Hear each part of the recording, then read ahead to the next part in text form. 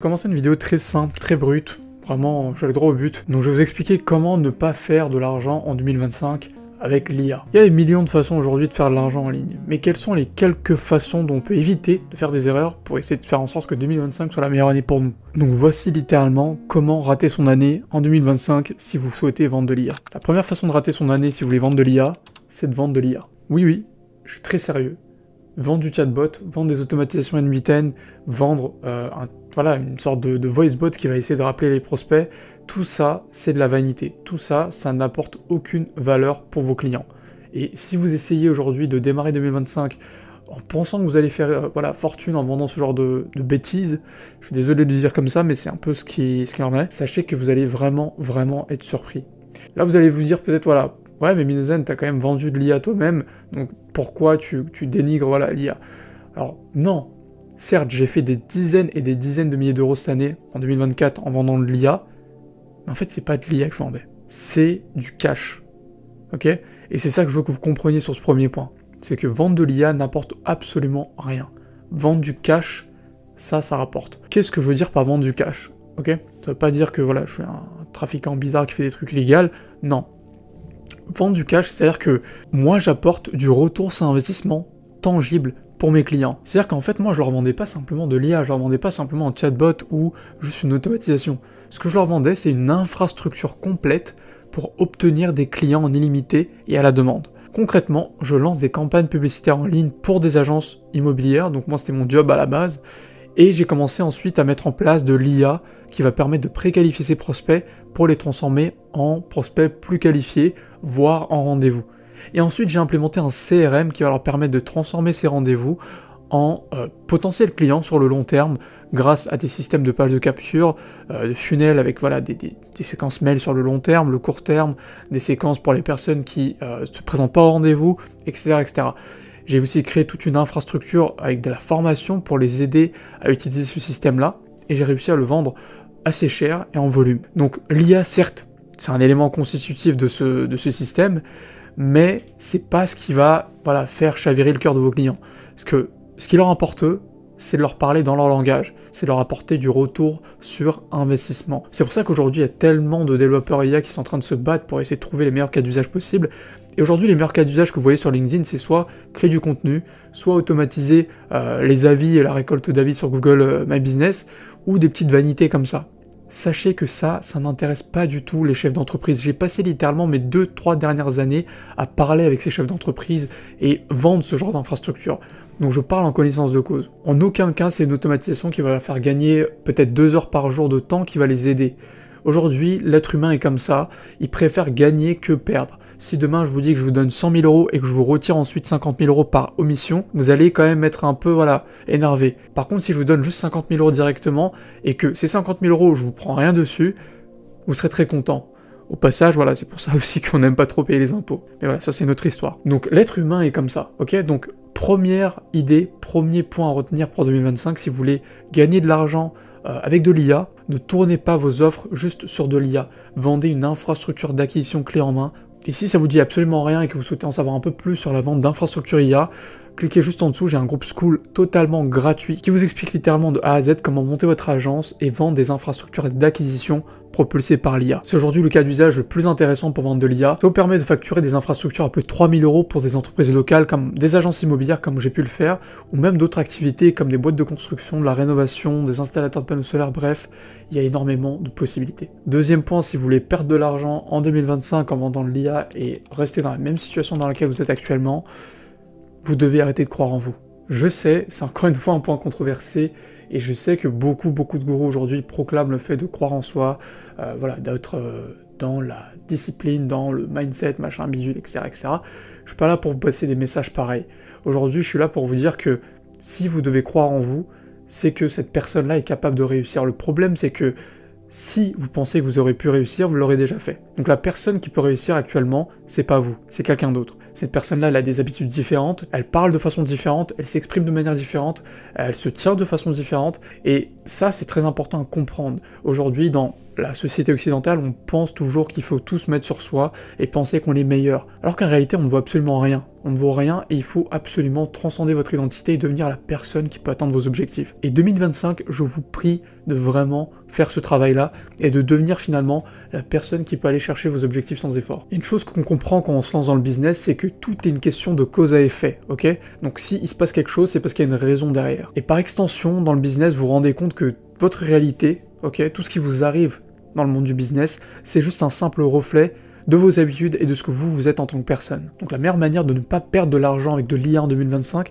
et même plus généralement de ne pas perdre de l'argent tout court et de ne pas rester dans la même situation que vous êtes actuellement en 2025, c'est littéralement sacrifier la personne que vous êtes actuellement et devenir la personne qui pourra réussir. Ok, donc ne croyez plus en vous, en tout cas à votre ancienne identité, croyez en votre future identité qui réussit aujourd'hui sans effort.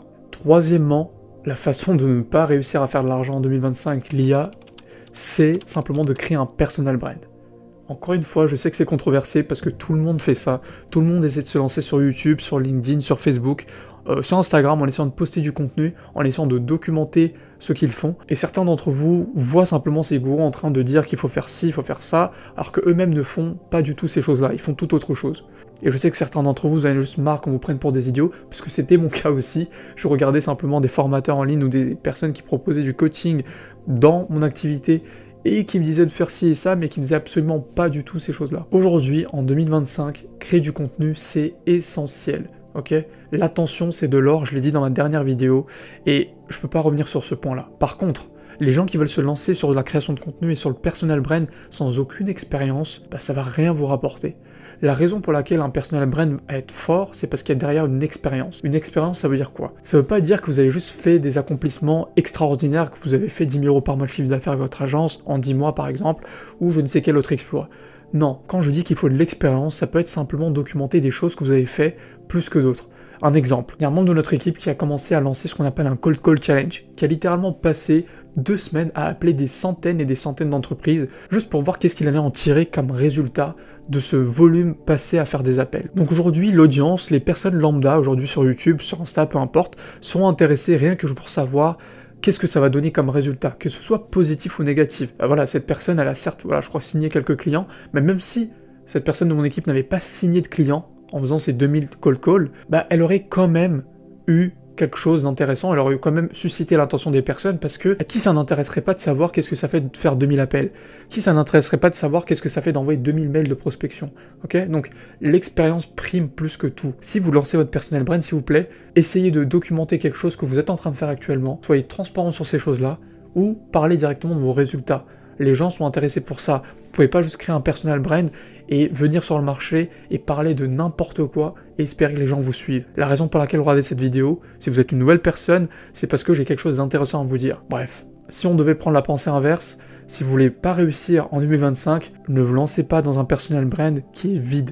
C'est-à-dire que si vous vous lancez dans un personal brand, faites en sorte en même temps d'avoir des choses intéressantes à dire et avoir de l'expérience. Ça, c'est un point très important. Quatrième et dernier point, je pense que c'est un point qui...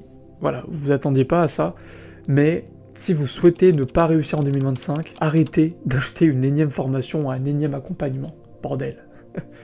L'information devient de plus en plus accessible. J'ai littéralement posté des dizaines et des dizaines de vidéos sur cette chaîne YouTube avec plus de valeur que la plupart de vos gourous dans certaines formations. Et j'ai même fait mieux, j'ai fait une nouvelle formation qui est totalement différente, qui va sortir en 2025. Il y a peut-être une nouvelle vidéo qui va sortir pour vous annoncer ça. Mais dans mon school, je montre littéralement comment utiliser l'IA et comment vendre des infrastructures clés en main pour des entreprises physiques, et qui est à mon sens le meilleur cas d'usage pour vendre de l'IA en 2025. Donc pendant que des gars comme moi donnent autant d'informations sur YouTube gratuitement, vous avez des personnes qui essaient de vendre leur information qui peut-être au même niveau, voire moins, pour un prix premium. Donc le business model de l'information, le business model de l'infopreneuriat perd beaucoup de parts de marché progressivement. Et je peux même aller plus loin, je pense vraiment que même les accompagnements, ça devient de plus en plus démodé.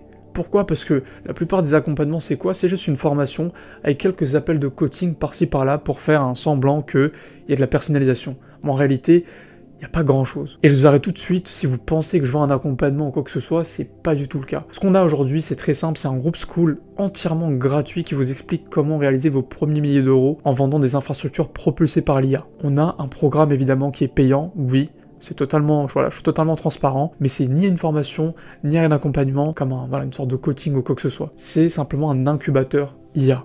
C'est-à-dire qu'en fait, on a un protocole étape par étape à appliquer sur 6 mois. Donc c'est pas juste une formation où vous devez regarder des modules et ensuite espérer tout mettre de bout en bout par vous-même. Non, c'est une roadmap à suivre étape par étape. Vous avez en plus des cas d'usage d'outils qu'on utilise que vous avez juste besoin de dupliquer et personnaliser pour vos propres clients. Donc tout est déjà préparé. En plus de ça, comme si ça ne suffisait pas, on a une équipe de développeurs et de personnes qui vont gérer vos clients à votre place, en marque blanche, pour votre agence, ce qui vous permet juste de vous concentrer sur la partie commerciale. Donc c'est pour ça que je dis que c'est pas du tout juste une formation, un accompagnement, c'est un incubateur IA, c'est totalement différent. Donc la leçon à retenir de ce que je viens de vous dire, c'est que ne cherchez pas forcément à consommer X formation ou X accompagnement. Au début, tout ce que vous avez besoin de faire, c'est consommer certes du contenu, et la plupart du temps sur YouTube, vous avez assez de contenu. Et prendre ce contenu-là et actionner énormément de choses en un espace de temps très court. La façon dont on mesure une personne qui est intelligente, c'est pas par sa quantité d'informations qu'elle a, c'est plutôt par la quantité d'informations qu'elle a et qui est actionnable, qui a été du coup mise en action. Et ça, c'est totalement différent. Donc là, j'espère que ça vous aura plu, c'est un peu spécial comme vidéo, le changement de décor aussi a été un peu brusque. Si ça vous plaît, tant mieux, sinon, je suis désolé. En tout cas, on se retrouve sur la prochaine vidéo, et d'ici là, je vous dis à très vite.